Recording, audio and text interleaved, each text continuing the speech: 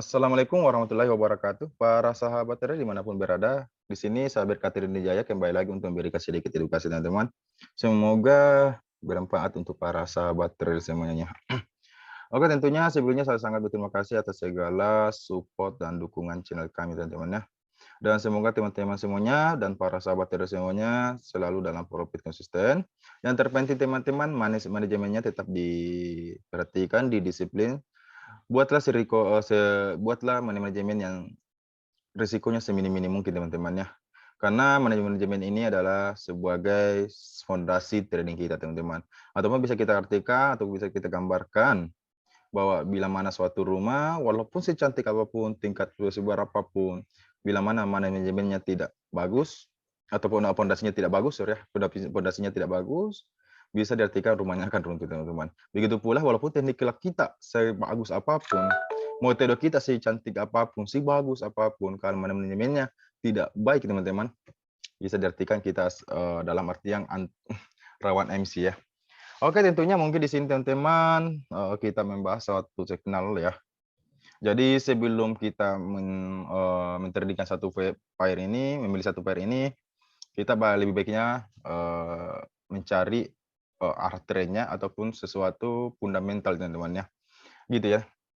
Nah, contohnya di sini kita kembali contohnya langkah awal yang saya sering lakukan itu sebelum saya trading, saya melihat suatu negara itu gimana terhadap negara yang nanti ingin dipasangkan teman-teman. Oke, contohnya tetap kita kembali ke USD ya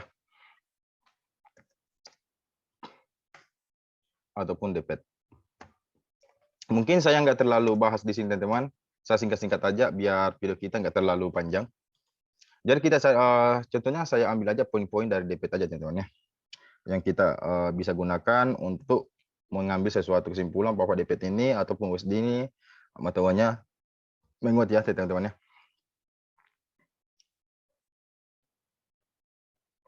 Oke, DPET 1, DPET fokus. Kemarin saya baca ke ini masih fokus menurunkan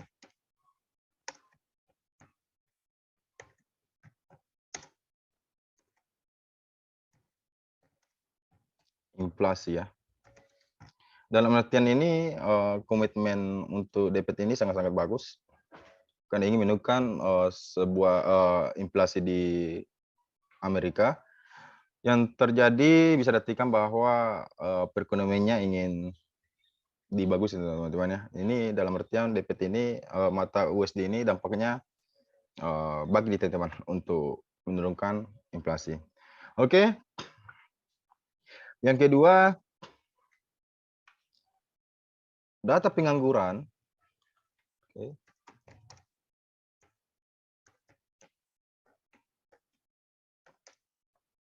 Cukup membaik. Oke. Ini juga dalam artian data ekonomi di Amerika ini sangat membaik ya teman-teman ya. Oke. Saya ambil yang kesimpulannya aja teman-teman ya. Yang ketiga, DPET masih ingin menaikkan suku bunga teman-teman.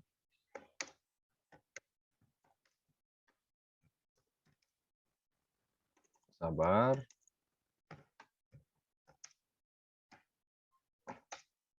Seratus sampai 125 basis point ya.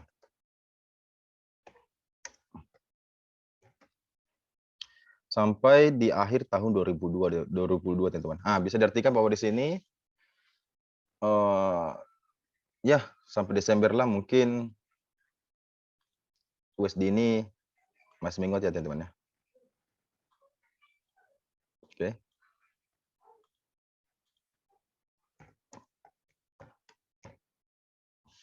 Oke, USD menguat ya sih ya. Kalau dalam artian di sini masih banyak sih kesimpulannya teman-teman dari DPET ini, tapi saya nggak tentukan ya karena DPET ini juga contoh DPET akan mengambil keputusan rapat demi rapat. Jadi betul-betul dia fokus ya. DPET akan terus melakukan sampai pekerjaan selesai. Ngeri banget tuh teman-teman. Plot titik tidak mewakili rencana ataupun komitmen. The Fed ingin memulihkan stabilitas harga, akan membutuhkan tingkat suku bunga pada tingkat yang terbatas untuk beberapa waktu.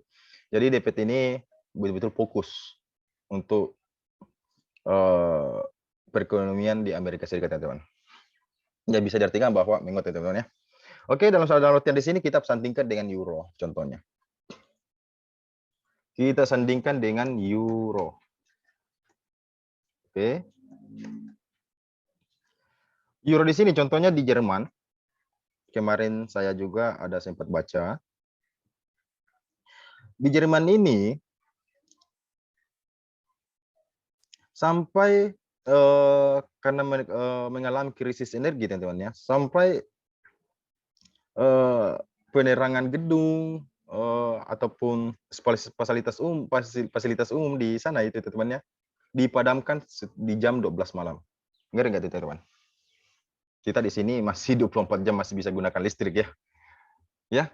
Jadi euro ini mengalami krisis energi. Contohnya di Jerman. Oke. Di Italia mengurangi pajak bahan bakar. Jadi pajak bahan bakar ini dikurangi untuk Italia, disubsidikan untuk para masyarakat yang membutuhkan ya, teman-teman ya. Jadi yang hal-hal yang tidak mampu, maksudnya masyarakat-masyarakat yang di bawah yang tidak mampu ya, ataupun bisa diartikan bahwa tingkat perekonomian yang menengah ke bawah, teman-teman ya, itu disubsidikan. Jadi bisa diartikan bahwa Italia ini banyak pengeluaran ke subsidi, teman-teman. Jadi bisa diartikan bahwa ini euro ini banyak betul PR-nya ya, teman-teman ya. Contohnya juga di Italia. Italia aja termos orang ya, suhu termos dibatasi hingga 19 derajat Celcius ya. Ngeri nggak nih? Jadi dibatasi bisa di 19 derajat Celcius, teman-teman. Ngeri. Bisa lebih dingin ya, lebih dingin daripada puncak ini, teman-teman. Oke. Jadi dalam kesimpulan di sini bahwa betul-betul euro sangat-sangat melemah ya, ataupun krisis energi.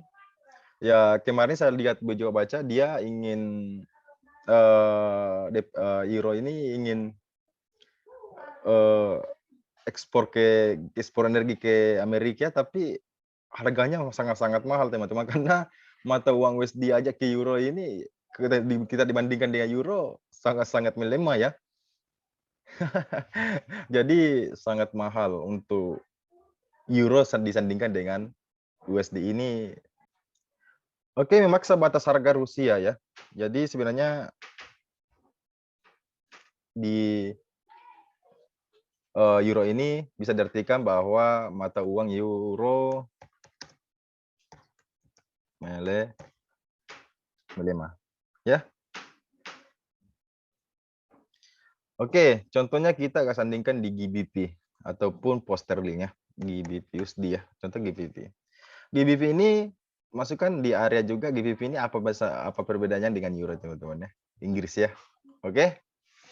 Jadi GBP ini juga ini kan sangat menekan juga kemarin Rusia ya. Kemarin sampai memblok juga ya. Jadi GBP ini apa bedanya dengan euro? GBP juga mengalami krisis energi. Ya, krisis energi. Oke, dan tadi pagi pun saya sempat baca di detik.com ya. Kepala sekolah di seluruh Inggris itu melaporkan anak-anak kelaparan hingga rela makan karet. Para murid memilih ke taman saat istirahat karena tidak mampu beli makan. Ini sih sangat krusial ya, teman-teman ya. Gitu, teman-teman ya. Jadi bisa diartikan bahwa kita memilih pair ini USD ataupun GBP USD. Kita cari sell. Euro USD. Kita sell. Oke. Out USD. Kenapa sih kita juga sell di out USD? Out USD. Ini pemberitaannya kemarin, teman-teman. Aussie ataupun Australia saya juga simpulkan kemarin, Cina ingin membuat lockdown besar-besaran ya, bahwa ingin di negara Cina ini ingin pemerintahnya ingin 0% Covid. Dan bisa diartikan bahwa Cina ini adalah industri, pabrik industri yang salah satu terbesar di dunia, dan dia kebanyakan ekspor dari Australia. Dan kebetulan Australia ini adalah suatu negara yang cukup, bisa diartikan bahwa Australia ini salah satu negara pertambangan terbesar ya, dan kebanyakan Australia ini impor ke Cina, karena kebanyakan pabrik di Cina ditutup ya, karena pemerintahnya ingin 0% COVID-19 ya. Bisa diartikan Cina ini nggak impor barang ke Australia. Jadi Australia ini jadi numpuk barang ya teman-teman, numpuk kan. Jadi bisa diartikan bahwa Aussie juga ada sedikit melemah, tapi sempat menaikkan suku bunga. Inilah pertimbangan investor. Jadi nanti kita ke market ya teman-teman. Oke. Jadi kalau kita contohnya kita sandingkan Aussie, USD kita sell, contoh euro Aussie ya. Kita cari sell juga teman-teman. Ini dibalik ya. Jadi mata uang euro ke Aussie, USD, mata uang euro ke AUD ini melemah, euronya melemah ke AUD. Tapi kalau Aussie ke USD, Aussie-nya melemah. Gitu teman-teman kita artikannya. Karena euro lebih melemah daripada Aussie teman-teman, gitu. Oke. Kita contohkan di market teman-teman. Oke, kita kembali ke market teman-teman. Kita ke contohnya tadi GBP USD ya. Mungkin tentang pound sterling dengan USD ini mungkin masih melemah ya teman-teman. Tapi hati-hati ya, contoh di GBP Japan Yen, hati-hati untuk entry di sana teman-teman, untuk dikira nanti GBP ini krisis ekonomi. Kita sell di GBP Japan Yen. Oh no, enggak begitu teman-teman ya, karena harus diperhatikan, karena kita harus pahami GBP ini Inggris ini ya, itu negara net importer ya. Artinya udah mungkin teman-teman banyak yang tahu ya, tapi oke, saya jelaskan di sini. Jadi Inggris ini nggak suka mata uangnya murah teman-teman. Jadi dia pasti berusaha untuk menaikkan suku bunga ya, untuk mengimbangi teman-teman ya. Jadi tapi mungkin terhadap GBP USD ataupun GBP ke USD ini mungkin masih melemah, tapi hati-hati di contoh GBP AUD ataupun Euro GBP Japan Yen ya, hati-hati teman-teman ya, ataupun GJ, oke? Hati-hati. Jadi saran saya sih karena beda terbesar ini DPET, saran saya sih jangan ya ikut aja dulu arahan DPET ya teman-teman ya. Oke? Mata uang yang digunakan 80% di dunia. Oke? Kita bisa artikan Bapak GBP USD ini kita tadinya ingin sell teman-teman. Jadi kita cari teknikalnya lagi. Oke, sabar. Jadi GBP USD ini kita sell.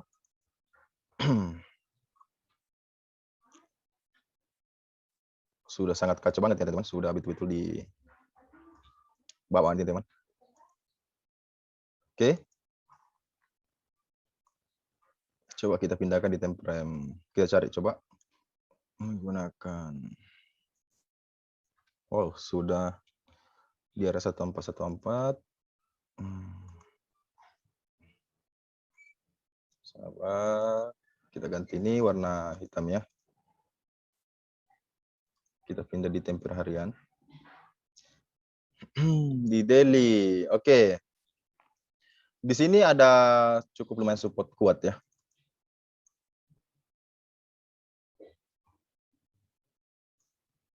Sorry. Oke, kita lihat dulu. Sini ada support kuat.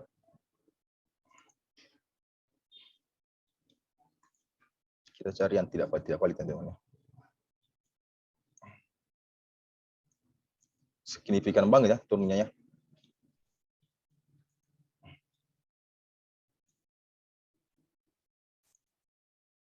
Kita coba cari menggunakan Fibonacci retracement ya. Area-area mana yang harus tempat kita baguskan enter ya. Oke. Mungkin area untuk saya empirikan di sini teman-teman, di area 0,61. Kita lihat nanti. Mungkin saya lebih fokusnya Euro USD ini di area ini teman-teman. Sabar, kita fokus dulu sini untuk ngeselnya ya. Depan daily. Kita hilangkan dulu Fibonacci-nya biar lebih leluasa.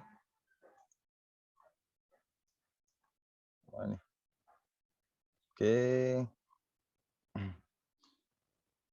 Ini ada MPL ya.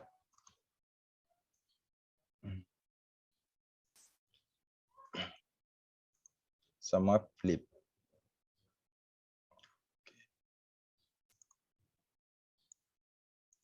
Mungkin di sini area-area yang untuk trading pilih saya, untuk saya sell teman-teman. Oke, sisa tinggal kita pindah di tempo 4 jamnya. Oke.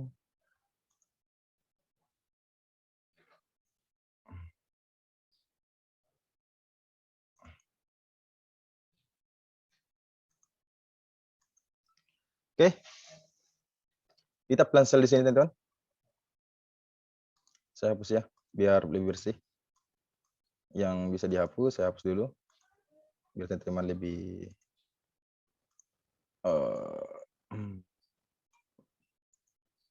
oke. Tadi kita bisa ukur tadi dari Fibonacci teman-teman. Mungkin di sini bisa kita sell. Misalnya harga masih koreksi naik ke atas. Di sini kita sell lagi. Ya, ini GBPSD ya. Jadi ada 2 trading plan kita di sini, bisa kita sell di sini. Sabar. Oke.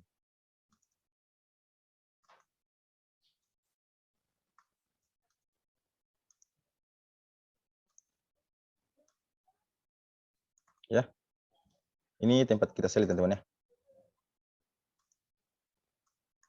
Plan sell di GBPSD ya.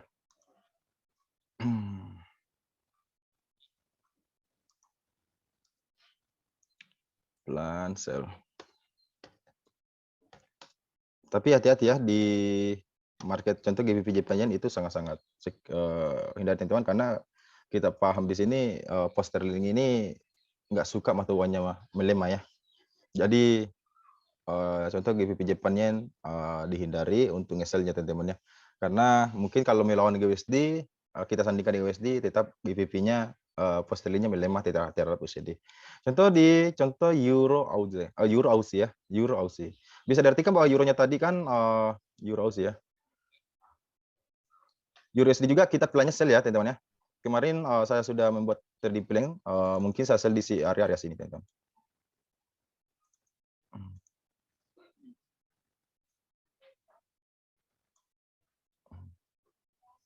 Saya di area sini.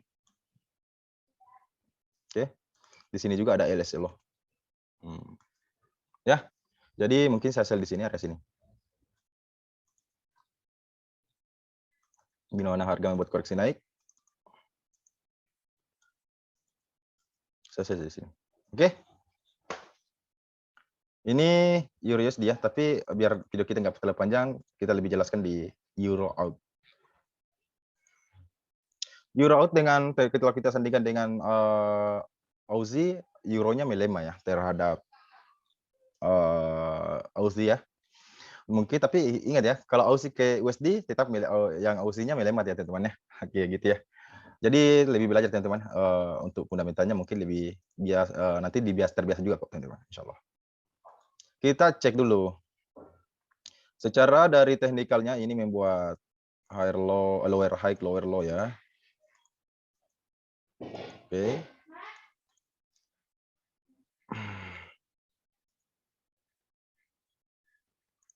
Oke, sabar. Kita cek lagi Euro Aussie, Euro Aussie.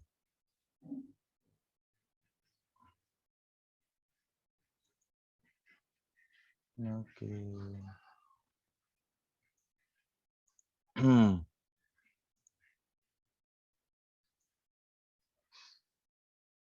Oke, masih lumayan ya.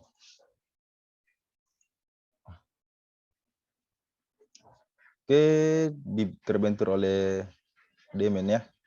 Ada LS juga. Sabar. Jadi di aus ini kita cari trading plank untuk sell ya. Jadi kita coba ukur di daily ya. Tinggal kita cari tempat entry di daily. Sabar, kita dulu pindah ke garis untuk mencari SNR-nya.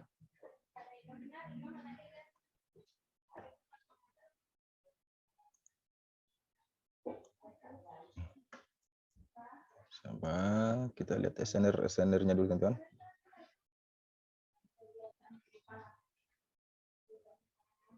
Oke.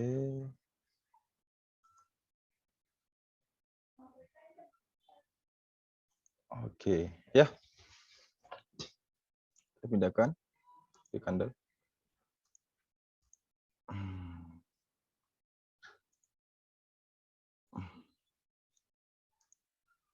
Kita menggunakan Fibonacci retracement, sabar.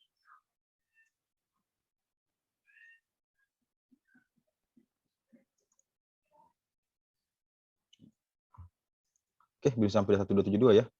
Sabar. Coba kita menggunakan eksternal.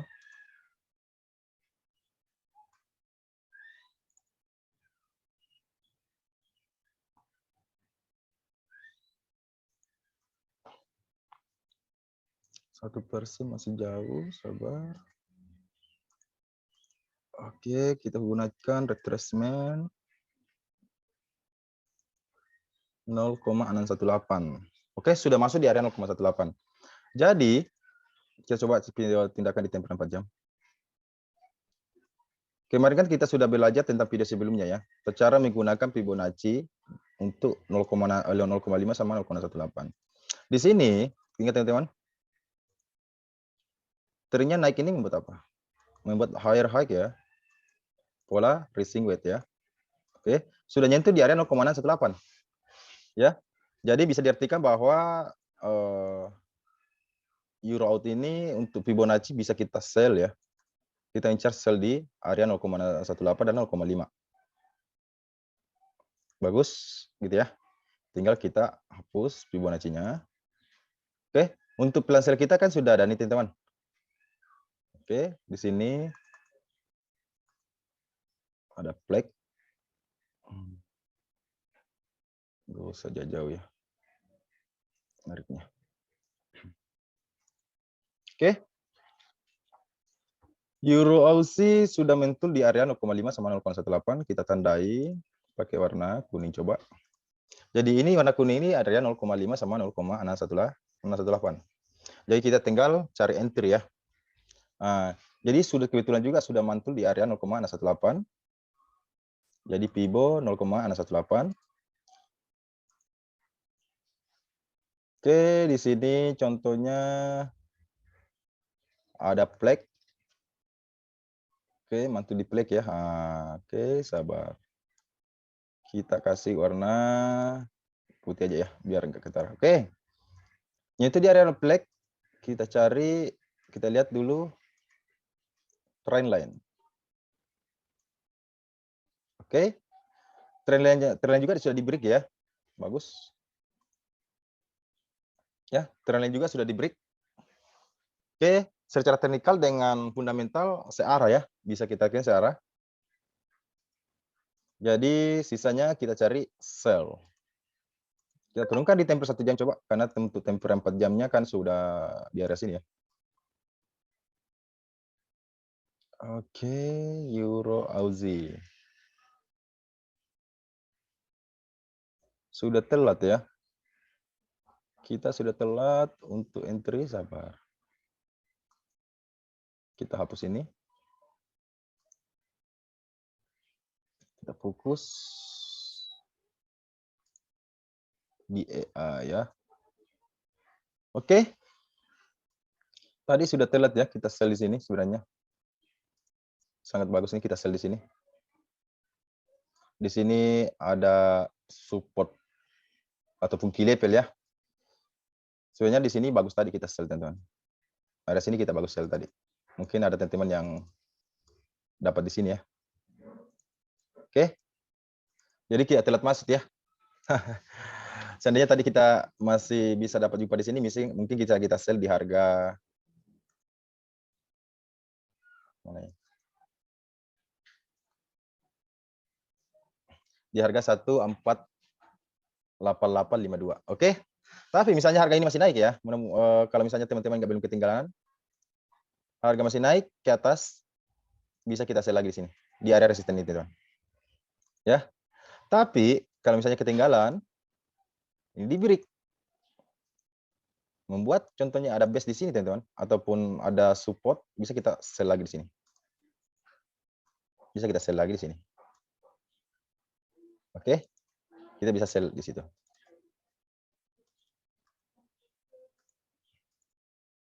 Cuma kita ketinggalan masuk ya. Kita telat.